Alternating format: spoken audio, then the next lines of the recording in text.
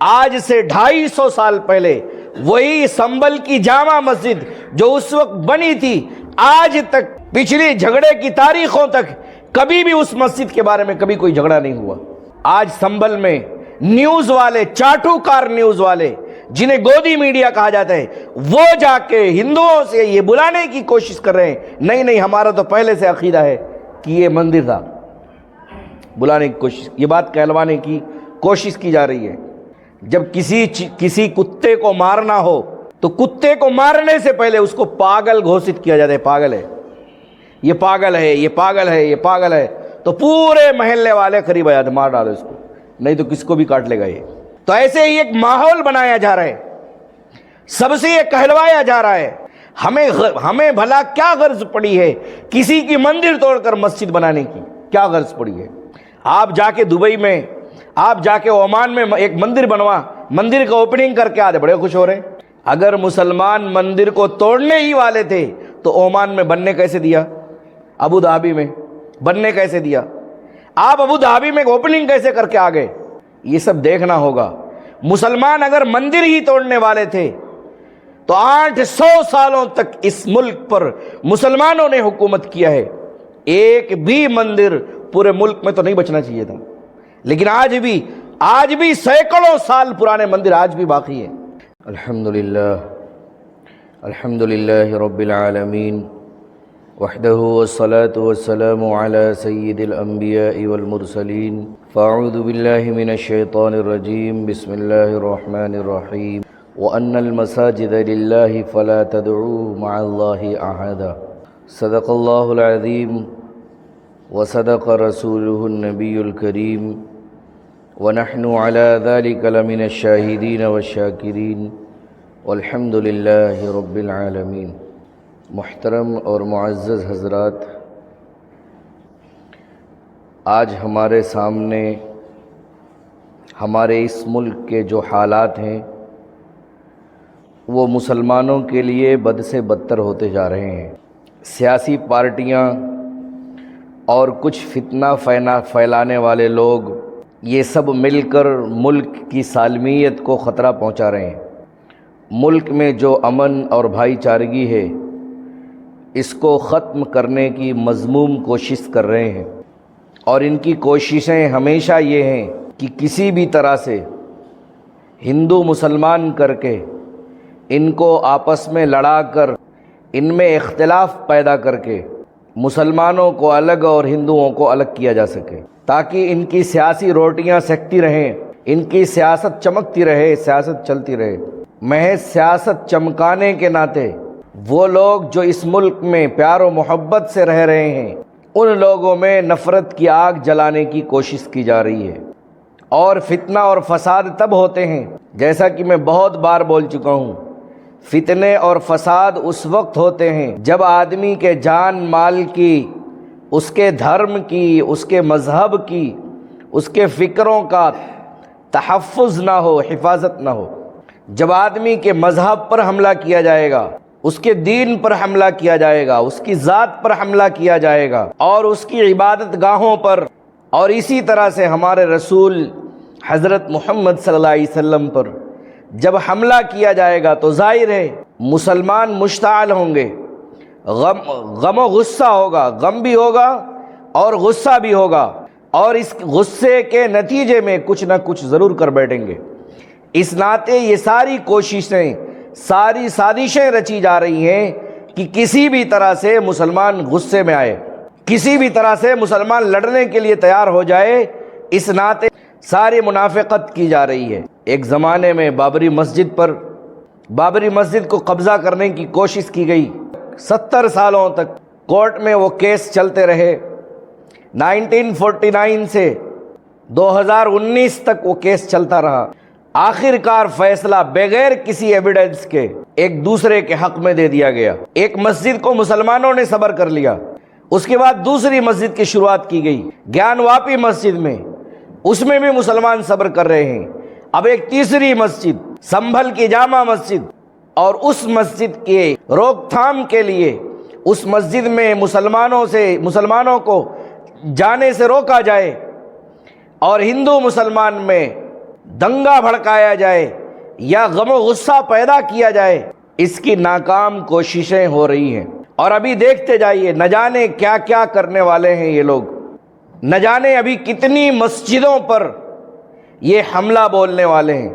یاد رکھو، مسجدوں کی حفاظت کی ذمہ داری مسلمانوں کی ہے، اور حکومت قانون کے نام پر، سمویدھان کے نام پر مسلمانوں کے ساتھ دھوکہ کر رہی ہے، اور مسلمان بالکل سویا ہوا ہے۔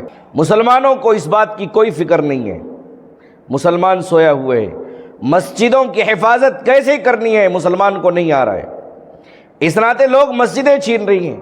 مسجدیں اسلام کے مراکز ہیں، جس دن آپ کا مرکز ہی نہیں رہے گا اس دن مسلمان باقی نہیں رہے گا۔ مسلمانوں کو ختم کرنا ہے تو سب سے پہلے ان کے مراکز کو ختم کر دو، ان کی مسجدوں کو ختم کر دو، مسلمان ختم ہو جائے گا۔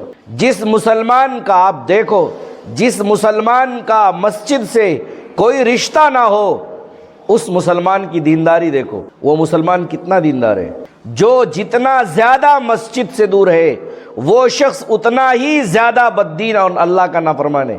جتنا زیادہ مسجد سے دور اتنا ہی بڑا اللہ کا نافرمان ہے، اتنے ہی زیادہ اللہ کے حکم عدولی کرتا ہے، اللہ کی نافرمانی کرتا ہے، شریعت مطہرہ کو چھوڑتا ہے۔ اور جو شخص جتنا زیادہ مسجد سے قریب ہے وہ شخص اتنا ہی بڑا دیندار ہے۔ جو لوگ مسجدوں کو آباد کرتے ہیں ان کی وجہ سے نبی کریم صلی اللہ علیہ وسلم نے فرمایا قبروں کے عذاب بھی ہٹا دیے جاتے۔ جو مصیبت اور بلائیں نازل ہونے والے ہوتی ہیں ان مصیبتوں اور بلاؤں کو بھی ختم کر دیا جاتا ہے، ہٹا دیا جاتا ہے۔ مسجدیں اللہ کا گھر ہیں، مسلمانوں کی عبادت گاہیں ہیں، مسجدیں شعائر اسلام ہیں۔ اسلام کا سب سے بڑے شعائر میں سے ایک شعائر مسجد ہے، اسلام کی پہچان ہے۔ ان مسجدوں کی حفاظت نہیں ہوگی تو مسلمان کی بھی حفاظت نہیں کی جا سکے گی، اسلام کی حفاظت نہیں کی جا سکے گی۔ ایک بات یاد رکھو، ہم پہلے بھی اور آج بھی جب سے حضرت محمد صلی اللہ علیہ وسلم دنیا میں تشریف لائے ہیں اس وقت سے یہ حکم چلا آ رہا ہے کہ جبر اور ظلم کے ساتھ لی گئی جگہ پر ہم مسجدیں نہیں بنایا کرتے، ظالمانہ طریقے سے لی گئی جگہوں پر مسجدیں نہیں بنا کرتی ہیں۔ مسجدیں تو پاکیزہ جگہوں پر بنا کرتی ہیں، جو تمام طرح کی غلاظت سے پاک ہو، کسی کا مال چھیننے سے پاک ہو، کسی کا ناپاک اور حرام مال لگنے سے پاک ہو، پاک صاف جگہ پر ہو، کسی کی ناجائز جگہ نہ ہو۔ ایسی جگہ مسجد بنائی جائے گی تو ہی وہ مسجد ہوگی۔ لہٰذا ہماری جتنی بھی مسجدیں ہیں وہ پاک ہیں، پاکیزہ جگہوں پر حلال طریقے سے، اور حلال پیسے لگے ہوئے ہیں، حرام کے پیسے نہیں لگے۔ خانہ کعبہ جسے مسجد حرام کہا جاتا ہے، اسلام کی سب سے پہلی مسجد جب سیلاب آیا اور خانہ کعبہ سیلاب کی وجہ سے منہدم ہو گیا، اس وقت مکہ کے وہ لوگ جو کافر سمجھے جاتے تھے، جو بتوں کی پوجا کرتے تھے، ان لوگوں نے بھی جب مسجد حرام کو، خانہ کعبہ کو پھر سے بنانا شروع کیا تو ان لوگوں نے اعلان کیا کہ اس اللہ کے گھر میں، وہ اللہ کو مانتے تھے لیکن اللہ کے ساتھ ساتھ اور بتوں کو بھی مانتے تھے، اس ناطے وہ کافر اور مشرک تھے۔ کافر اور مشرک ہونے کے لیے صرف اللہ کو چھوڑ دینا نہیں ہے، اللہ کے ساتھ کسی کو شریک کرنا بھی آدمی کفر اور شرک کرتا ہے، کفر اور شرک کرنے والا ہے، چاہے اللہ کی ذات میں ہو، اللہ کی صفات میں ہو، کسی کو بھی شریک کرنا شرک ہے۔ تو وہ لوگ جو مشرک اور کافر تھے، ان کافر لوگوں کا بھی یہی عقیدہ تھا جو اسلام کا عقیدہ پہلے سے ہی چلا آ رہا ہے کہ مسجدیں پاکیزہ مال سے، پاکیزہ جگہوں پر بنا کرتی ہیں۔ ان مشرکوں نے، ان کافروں نے، مکہ کے کافروں نے اعلان کیا کہ مسجد حرم خانہ کعبہ کو بنانا ہے، کعبہ کو بنانا ہے، لہٰذا لوگ اپنے پاک مال کو لے کر آئیں، پاک مال ہی قبول کیا جائے گا۔ حالانکہ ابھی پیغمبر آخر حضرت محمد صلی اللہ علیہ وسلم کی رسالت ظاہر نہیں ہوئی، آپ مبعوث نہیں ہوئے، یہ اس وقت کی بات ہے۔ تو ہم تو مسجدیں ایسی جگہوں پر بناتے ہیں جو جگہیں پاک ہوں، کفر اور شرک سے بھی پاک ہوں، اور حلال طریقے سے، قانونی طریقے سے لی گئی جگہیں ہوں، لیگل ڈاکومنٹس ہمارے پاس موجود ہوں، تو ہی ہم مسجدیں بناتے ہیں۔ کسی کی جگہ پر قبضہ کر کے نہیں بنائی جاتی۔ جیسا کہ بابری مسجد کے فیصلے میں سپریم کورٹ نے یہ بات کہی، سپریم کورٹ نے یہ بات کہا کہ کسی بھی مندر کو توڑ کر مسجد نہیں بنائی گئی، اور جہاں مسجد بنی ہے وہاں کوئی مندر نہیں تھا۔ سپریم کورٹ نے یہ بھی کہا کہ اس بات کا کوئی ایویڈنس نہیں ہے کہ رام للا یہیں پیدا ہوئے تھے، کوئی ایویڈنس نہیں۔ سپریم کورٹ نے یہ بھی کہا کہ جو لوگ بابری مسجد میں جن لوگوں نے مورتیاں رکھی وہ لوگ مجرم تھے، جن لوگوں نے تالا کھلوایا وہ بھی مجرم تھے۔ سپریم کورٹ نے ان لوگوں کو بھی مجرم قرار دیا جن لوگوں نے بابری مسجد کو ڈھا دیا، وہ بھی مجرم تھے۔ اگر وہ مندر تھی، مسجد نہیں تھا، تو ڈھانے والے مجرم کیوں؟ سپریم کورٹ نے خود اپنے فیصلے میں یہ ساری باتیں کی ہیں۔ ہم تو پہلے سے کہہ رہے ہیں ہماری مسجدیں حرام کی جگہوں میں نہیں بنتی، قبضہ کی ہوئی جگہ میں مسجدیں نہیں بنائی جاتی۔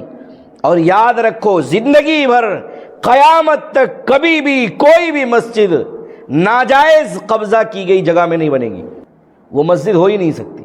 مسجد عبادت کی جگہ ہے، مسجد خاص طور سے اللہ کی عبادت کی جگہ ہے، وہاں اللہ کے علاوہ کسی کی بھی شرکت کی اجازت نہیں ہے، وہاں صرف اللہ سے مانگنے کی جگہ ہے، صرف اللہ کے سامنے سجدہ کرنے کی جگہ ہے، لہٰذا اس میں کوئی ملاوٹ نہیں ہو سکتی ہے۔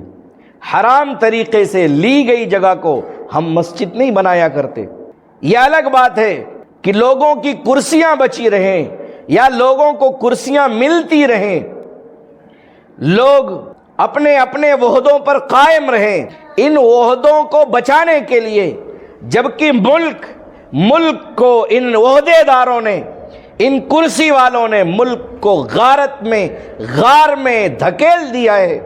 ہر طرح سے ملک، یہاں تک کہ ہمارے آس پاس کی کنٹریز کے بھی مقابلے میں ہمارا ملک نہیں ہے۔ ابھی پرسوں دنیا بھر کی لڑائیاں لڑ کے ایک ملک افغانستان آیا 3 سال پہلے، آج اس ملک کی کرنسی ہمارے ملک سے زیادہ اہمیت رکھتی ہے۔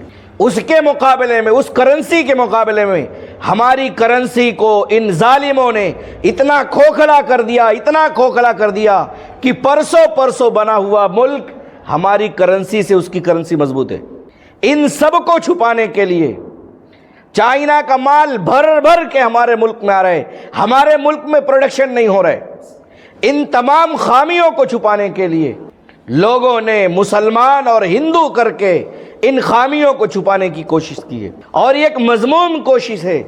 آپ سب بھی، سارے لوگ کان کھول کے سنیں، ہندو بھی اور مسلمان بھی، کہ اس میں کسی کے لیے بھی یہ بات فائدہ مند نہیں ہے کہ دنگے اور فساد کیے جائیں۔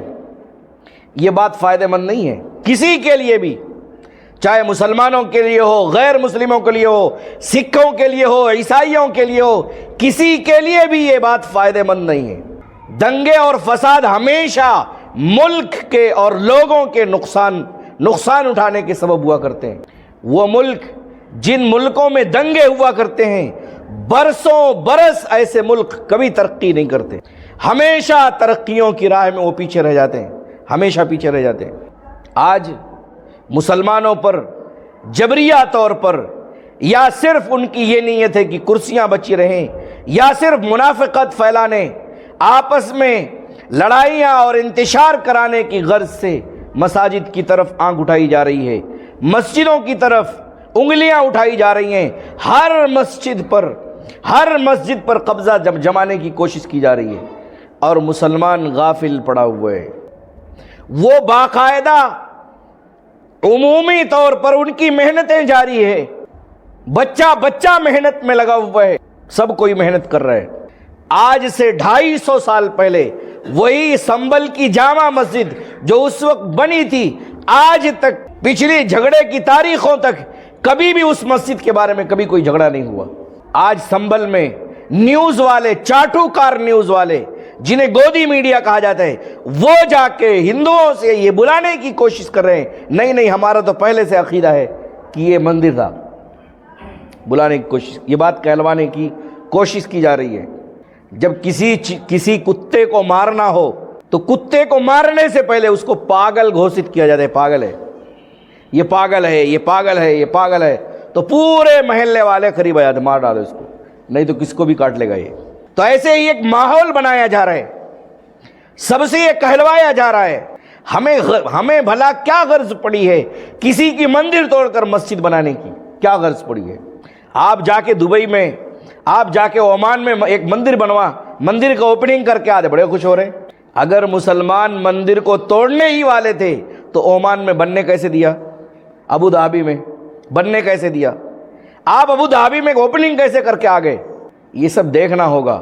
مسلمان اگر مندر ہی توڑنے والے تھے تو 800 سالوں تک اس ملک پر مسلمانوں نے حکومت کیا ہے، ایک بھی مندر پورے ملک میں تو نہیں بچنا چاہیے تھا، لیکن آج بھی سینکڑوں سال پرانے مندر آج بھی باقی ہیں، جہاں مسلمانوں نے حکومت کی وہاں بھی باقی ہیں۔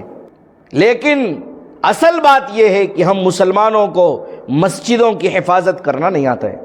مسجدوں کی حفاظت دو طرح سے کی جاتی ہے، ایک مالی طریقے سے کہ مسجدیں اگر کسی وجہ سے کمزور ہو گئی ہوں، ان کی بنیادوں میں کوئی کمزوری آ گئی ہو، ڈینٹ پینٹ نہیں ہو رہا ہو، صاف صفائی نہیں ہو رہی ہو، تو پیسہ لگا کر، جان لگا کر، اپنا وقت لگا کر ان مسجدوں کو درست کیا جائے، ایک حفاظت تو یہ۔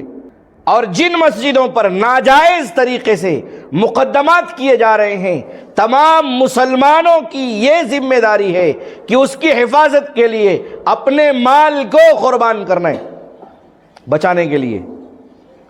ہائی کورٹ جانا پڑے ہائی کورٹ جائیں گے، سپریم کورٹ جانا پڑے سپریم کورٹ جائیں گے، اس میں جتنا بھی مال لگے سب لگائیں گے، نہیں تو جن جگہوں پر مسجدیں ختم کر دی جائیں گی وہاں مسلمانوں کا وجود بالکل نہ ہونے کے برابر ہو جائے گا۔ رشیا میں یہی ہوا، مسلمانوں کی مسجدیں توڑ دی گئیں، ان کے مدارس بند کر دیے گئے، تو ہوا یہ پورے ملک میں 15 سے 20 مسجدیں بچی ہوئی تھیں، وہ بھی انڈر گراؤنڈ 15-20 مسجدیں۔ پھر دھیرے دھیرے محنتیں شروع ہوئی، لوگ ایمان پر، عقیدے پر، مسجدوں کی آباد کرنے کی محنت پر آتے گئے۔ ایک قافلہ رشیا سے ملک عرب گیا، پھر وہاں سے حکومت سے کچھ پیسے ملے، اعانت مدد کے لیے کچھ پیسے دیے گئے، جن کی وجہ سے پھر رشیا کے اندر پھر سے مسجدیں بنائی گئیں، نہیں تو مسلمانوں کے حالات بد سے بدتر ہو چکے تھے۔ اگلے 10 سال بعد 1992 میں رشیا کے اندر 2800 مسجدیں قائم کی گئی، ہو گئی، لیکن اس کی حفاظت مسلمانوں کو کرنی پڑے گی۔ آج بھی آپ پنجاب میں چلے جاؤ، بہت ساری ایسی مسجدیں ہیں جو ویران پڑی ہیں، اور پنجاب جانے کی بھی ضرورت کیوں ہے؟ اپنے اسٹیٹ میں دیکھ لو، ہمارے اس ضلع میں بھی بہت ساری ایسی مسجدیں ملیں گی جو ویران پڑی ہوئی ہیں، کچھ بھی نہیں ہے وہاں، ایک بھی نہ مسلمان دکھتا ہے نہ مسلمان کا بچہ دکھتا ہے، مسجدیں ویران پڑی ہیں، کوئی پرسان حال نہیں ہے، کوئی پوچھنے والا نہیں ہے۔ ایسی صورت میں ظاہر ہے سب کے پاس یہ موقع فراہم ہے، سب کو یہ موقع ملا ہوا ہے کہ ان مسجدوں کو قبضہ کر لیں۔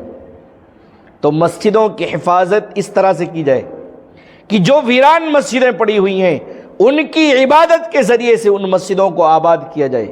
مسجدوں کی تو اصل آبادی عبادت ہے، مسجدوں کے حفاظت کی اصل محنت اس میں عبادت کرنا ہے۔ آج مسلمان مسجدوں سے کوسوں دور ہوتا جا رہا ہے، کوسوں دور۔ مسلمانوں کو مسجدوں سے کوئی تعلق نہیں، جس دن اللہ اپنے بے تعلقی کا اظہار فرمائیں گے۔ آج آپ کو اللہ کے گھر سے کوئی تعلق نہیں ہے، کل اگر اللہ ہی آپ سے بے تعلقی کا اظہار کر دیں تو اللہ کی قسم کوئی بھی بچانے والا نہیں ملے گا۔ ہم نے ہماری آنکھوں سے دیکھا ہے برما کے اندر کیا ہوا، ایک مسلمان کو پکڑ کر ذبح کر دیا گیا، زندہ لوگوں کو آگ میں جلا دیا گیا، ہم نے دیکھا ہے، بہت دن نہیں ہوئے، 2017-18 کی بات ہے۔ اور آج بھی پوری دنیا تماشا دیکھ رہی ہے کہ فلسطین کے اندر کیا ہو رہا ہے۔ पूरी दुनिया तमाशाई बनी हुई है। फलस्तीन के अंदर 30,000 से ज्यादा बच्चों को शहीद कर दिया गया, मुसलमानों को, बच्चों को, और उतनी ही तादाद में औरतों को, मर्दों को शहीद कर दिया गया। लाखों लाखों की आबादी वाला शहर गज्जा, एक शहर 14 लाख आबादी वाला शहर, आज मुश्किल है कि 1 लाख लोग भी वहां मिले उस शहर के अंदर। पूरे शहर को खंडहर बना दिया गया है। मुसलमान सोया पड़ा है। जब मुसलमान जाग रहा था, जिस वक्त मुसलमान जाग रहा था, उस वक्त रोमन अंपायर्स और पर्शियन अंपायर्स भी खड़े होकर मुकाबला नहीं कर सके, क्योंकि वो मुसलमान जाग रहा था। आज का मुसलमान सोया हुआ है। रोमन अंपायर और पर्शियन अंपायर्स के बारे में क्या जानते हैं आप? नहीं जानते। आज का रशिया और अमेरिका उससे भी ज्यादा पावरफुल, उससे भी ज्यादा पावरफुल। इतनी मजबूत सल्तनतें थी ये लोग कि इनके सामने किसी को आंख दिखाने की हिम्मत नहीं थी। लेकिन जब मुसलमान जाग रहा था, जब मुसलमान ईमानदार था, जब मुसलमान अल्लाह का फर्मा बरदार था, तो चंद लोगों की तादाद ने, 60,000 सहाबा की तादाद ने रोमन अंपायर्स को कब्जा कर लिया। उनकी 2 लाख की फौज को तितर बितर करके, उनके सिपा सालार को हजरत खालिद इब्ने वलीद रज़ी अल्लाह अन्हु ने पकड़कर दुश्मनों के सामने उसका काम तमाम कर दिया। हवा उखड़ गई उनकी। पूरा रोमन अंपायर्स, यूरोपियन कंट्रीज पूरा मुसलमानों के कब्जे में आ गई। मुसलमान जाग रहा था। और यही हाल पर्शियन अंपायर का है। हजरत साद इब्ने अबी वक्कास रज़ी अल्लाह अन्हु मुसलमानों की जमात के साथ महज 50-60 हजार लोग, और इधर 10 लाख लोगों की तैयारी। तारीख की किताबों में 10 लाख फौज का तस्करा किया गया है, लेकिन घुटने टेकने पर मजबूर कर दिया गया, क्योंकि उस वक्त मुसलमान जाग रहा था।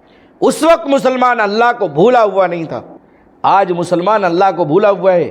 मस्जिदों की आबाद करना छोड़ो, मुसलमान तो मुसलमान भी बाकी नहीं रह रहा है। आज का मुसलमान अपने अमल की वजह से काफिर और मुशरिक बना हुआ है, जालिम बना हुआ है अपने अमल की वजह से।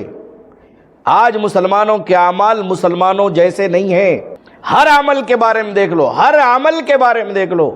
क्या ऐसा ही मुसलमान नबी सल्लल्लाहु अलैहि वसल्लम ने एक भी ऐसा मुसलमान बनाया था जैसा कि मैं हूं? अपने बारे में सोचो।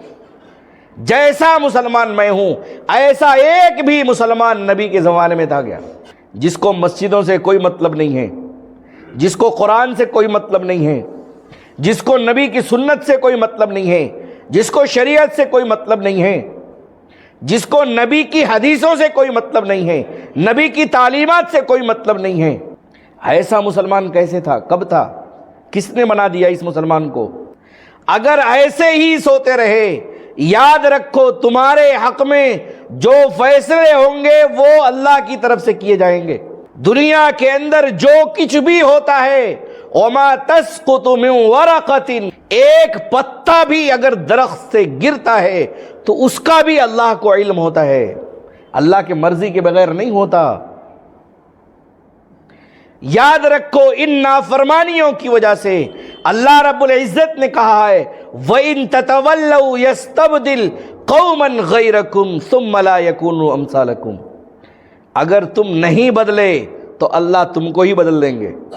कौमन गैरकुम, अगर तुम नहीं बदले, तुम अपनी बदआमालियों से, नाफरमानियों से, अल्लाह के हुक्म उदूली से, नबी की सुन्नतों को छोड़ने से, अगर अल्लाह के दरबार में माफ़ी नहीं मांगी, अपनी गुनाहों के बारे में अल्लाह से तौबा तलब नहीं की, तो अल्लाह फरमा रहे हैं तुम्हारी ज़रूरत नहीं है।